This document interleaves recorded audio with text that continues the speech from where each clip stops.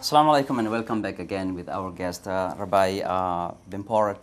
And again, thank you, Rabbi, for joining us today. It's an honor for me, particularly, and for our community as a whole. Let's go back again to the Muslim-Jewish relations, because I think it's very critical.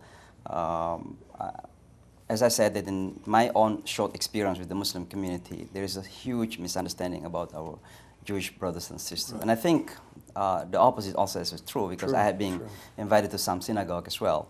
And so why it happens, why that some Muslims misunderstand our Jewish brothers and our Jewish brothers misunderstand the Muslims. And as you may know that if we just remember the honeymoon that we had in Spain, for example, you know, supposedly it's not happened, but why did this happen these days? Well, I think there are a number of reasons. One reason, which became very clear with the imams that we took to Auschwitz, is that so many of them were exposed to the protocols of the elders of Zion. Like, for example, one of the sponsors of our conference, Abdullah Antepli, Imam Abdullah Antepli, who is the chaplain at Duke University and he just recently stepped down, the chairman of all of the Islamic chaplains.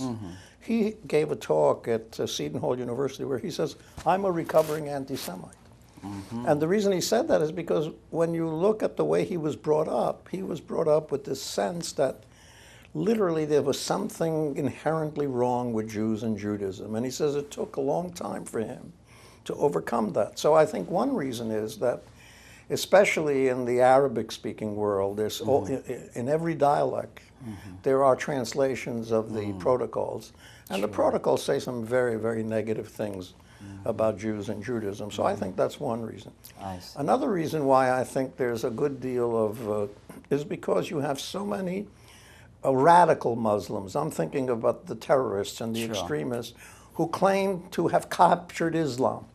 In other words, they're the ones who say, we are the true Islam, and all the other Muslims are false. Not only are they false, if they don't agree with us, they have no right to even exist, you know.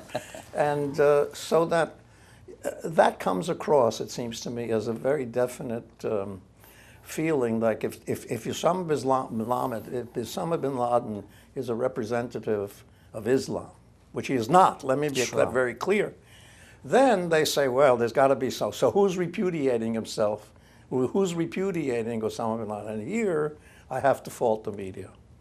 Because I and a number of others wrote op-ed pieces where we detailed all of the places where Muslim organizations condemned terrorism, condemned suicide bombings, condemned Osama bin Laden. I gave a talk in a mosque before 2,000 people. Imam Naqvi in Baltimore, okay? And I asked him, I said, well, here, I'm going to read to you what Muslim organizations have said. I said, did you read this in the New York Times? No. Did you read it in the Wall Street Journal? No. Did you read it in USA Today? No. Did you read it in the Washington Times? No. Did you read it in the Washington Post? They didn't even know it. And so what I'm saying is that part of the problem is where you have authentic, really well-intentioned Muslims who are condemning this, it's not being reported.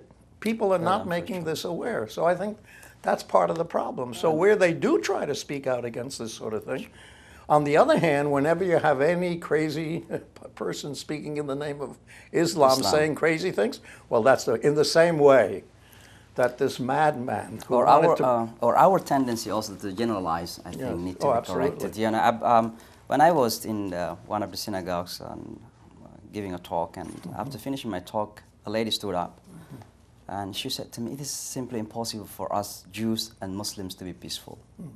So I said, why is that? And she said, because you guys have the madrasa where you train your kids to kill us. So I was kind of surprised and I said to her, I am a madrasa graduate as well. I graduated from a madrasa, which means Islamic school, studying Quran and Islam. And I'm here smiling as beautiful as much as I can. And then I said to her, how did you come to that conclusion? She said, because I watch a movie, documentary film. You know, from that documentary film, she take a conclusion that all Muslims are basically trained to hate and kill Jews. So this kind of tendency, I think, need to be corrected. There are some radicals elements in our community, and it is a challenge for us as Muslims to tackle this and to handle this. But to generalize Muslims or Jews as all bad simply because... I would even go further and say there's a whole group of people that want to run against Obama by beating up on Muslims. Yes. They say that he's a closet Muslim and that he wants to convert the United States to a Muslim.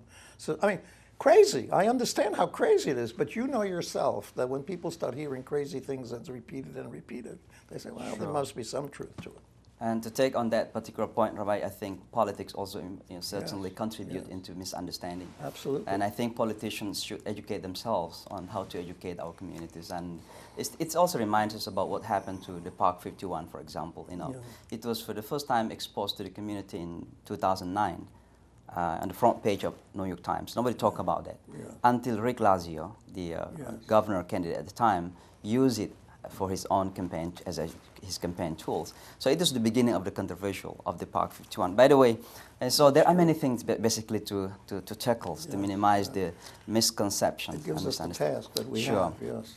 And so how do you see this these coming years and this coming in the future of these relations between our communities?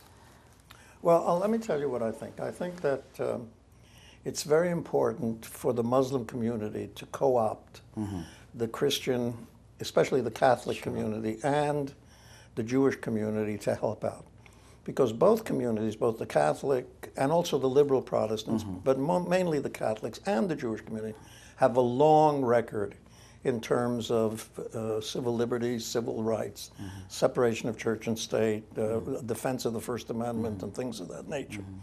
And that has to be done. We have to unite and say, look, for example, when this whole issue came about the quote-unquote, mosque at Ground Zero, my response was, the First Amendment trumps everything. You have separation of church and state in this country.